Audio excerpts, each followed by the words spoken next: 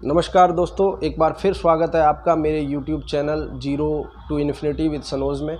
और आज पूरा देश 56वां राष्ट्रीय प्रेस दिवस मना रहा है। तो मेरी आज की जो कविता है पत्रकारिता जगत के लोगों को समर्पित है, प्रिंट और इलेक्ट्रॉनिक मीडिया के लोगों को समर्पित है। और समाचार पत्रों का देश के उत्थान में बहुत योगदान है। 1920 के दशक में राष्ट्रवादी संघर्ष के दौरान प्रमुख घटनाओं को बहुत ही निडरता और सूक्ष्मता से विश्लेषित किया गया। और डॉक्टर जयशंकर त्रिपाठी जी का एक खंड काव्य है मातृभूमि के लिए, जिसमें चंद्रशेखर आज़ाद जी का जीवन चित्रण किया गया है। उसके पहले सर्ग में जब चंद्रशेखर आज़ाद जी का जो प्रारंभिक जीवन के बारे में विवरण है, तो उसमें बताया जाता है कि जब अंग्रेज़ों का दमन चक्र चल रहा था, उस समय मर्यादा नामक समाचार पत्र में इन घटनाओं को बहुत ही प्रमुखता से प्रकाशित किया जाता था। और जिसको पढ़कर चंद्रशेखर आज़ाद जी बहुत ही प्रभावित हुए और संकल्प लिया उन्होंने देश को आज़ाद कराने का। तो हमारे समाचार पत्रों का बहुत योगदान है हमारे राष्ट्र को नई दिशा देने में। और तब पंक्तियां लिखता हूँ कि तुम दिखलाते हो वो सच जो है नहीं अभी तक दिखा हुआ।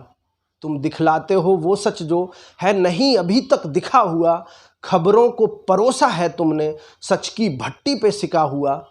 खबरों को परोसा है तुमने सच की भट्टी पे सिका हुआ। और तुम क्रांति बीज लेकर पहुँचे अंतर मन में तरुणाई के। तरुणाई मतलब जवानी, यूथ।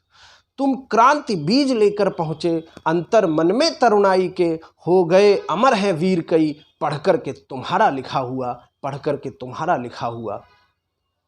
और समाचार विभिन्न घटनाओं पर लोगों की भावनाओं और दृष्टिकोण को आकार प्रदान करते हैं।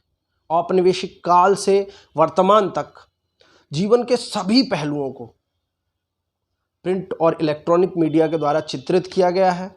असहाय, शोषण का शिकार और कमज़ोरों की आवाज़ को इलेक्ट्रॉनिक और प्रिंट मीडिया के द्वारा हमेशा उठाया जाता रहा है। शायद यही कारण है कि मीडिया को लोकतंत्र का चौथा स्तंभ भी कहा जाता है। और तब पंक्तियां लिखता हूं कि अभिव्यक्ति के नायक हो तुम, मजबूरों की आवाज हो तुम। अभिव्यक्ति के नायक हो तुम, मजबूरों की आवाज हो तुम। है क्रांति कलम की स्याही में नूतन युग का आगाज हो तुम। है क्रांति कलम की स्याही में नूतन युग का आगाज हो तुम। जनमत का निर्माण तुम ही से लोकतंत्र का साज हो तुम। जनमत का निर्माण तुम ही से लोकतंत्र का साज हो तुम। शोषित वंचित कमजोरों की उम्मीदों के परवाज हो तुम। शोषित वंचित कमजोरों की उम्मीदों के परवाज हो तुम। और pen is mightier than the sword, ये हम बचपन से पढ़ते आए हैं, सुनते आए हैं कि कलम तलवार से अधिक शक्तिशाली होती है। इस चीज को चरितार्थ करके दिखाया पत्रकारिता जगत के लोगों ने। और तब पंक्तियां लिखता हूं कि कलम से तुमने सदा निज राष्ट्र जनहित को है साधा। कलम से तुमने सदा निज राष्ट्र जनहित को है साधा।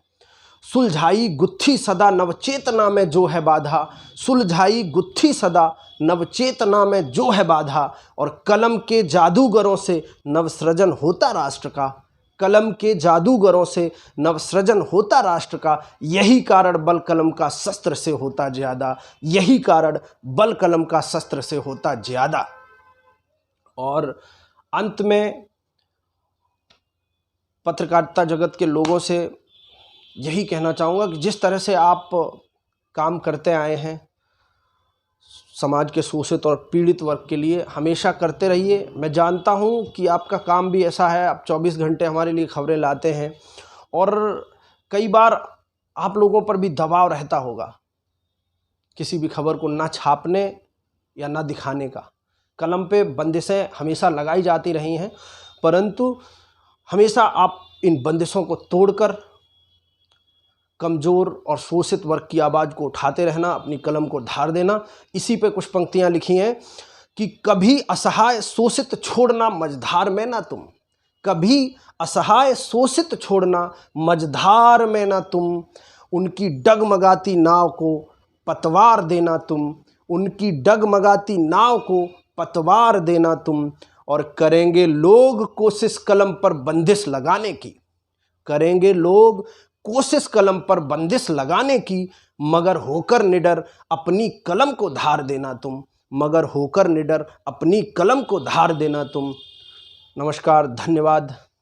उम्मीद है आपको पसंद आई होगी ये कविता, और अगर आपको ये कविता पसंद आई है तो इसको ज़्यादा से ज़्यादा शेयर, सब्सक्राइब करें, ज़्यादातर लोगों तक पहुंचाएं, ताकि मेरी बात अधिक से अधिक लोगों तक पहुंच पाए और पत्रकारिता जगत से जुड़े लोगों का महत्व लोगों को समझ में आए। धन्यवाद। मिलते हैं आपसे अगले वीडियो में, तब तक के लिए नमस्कार।